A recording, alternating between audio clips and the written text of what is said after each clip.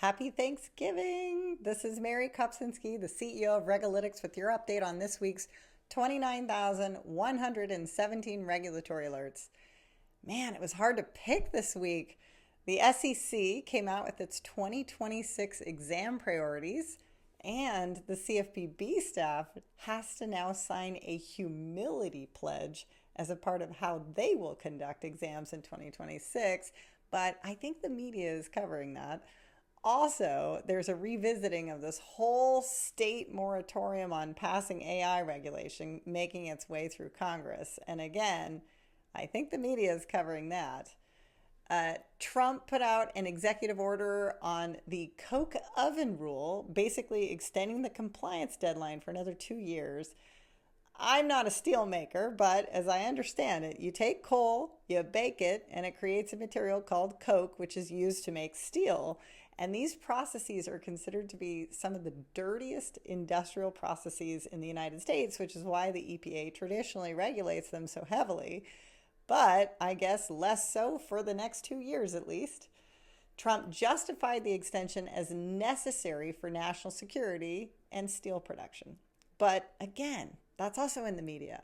So the regulator of the week is New York, and it passed a few interesting rules this week. Number one, inhalers must be covered by insurance companies. Two, all laws in New York that refer to addicts, as in drug addicts, have to be replaced with persons with substance use disorders. And three, it is now illegal for animal financing companies to repossess the animal for non-payment. So if you take out a loan to buy a cat and you can't pay the lender, they could repossess other property, but they can't take the cat. The topic of the week is regulators in AI, starting with the representative from the 14th Congressional District of New York, Alexandria Ocasio-Cortez, also known as AOC. She gave a speech on the Congress floor about the dangers of AI, and she emphasized the extreme outcomes like mental health issues, psychoses, etc., but also that 40% of economic growth in the U.S. is attributed to 7 AI companies. And she's worried about having to bail out these corporations if the bubble pops. Remember, they're not banks, so if they don't have to put any money under their mattress for safety, and if the money runs dry and they go belly up, that's a big chunk of all of our GDP and financial wealth going belly up along with it. Meanwhile, the House Small Business Committee passed H.R. 5764, the AI for Main Street Act, with unanimous bipartisan support. And this bill directs the SBA to assist small businesses to adopt artificial intelligence.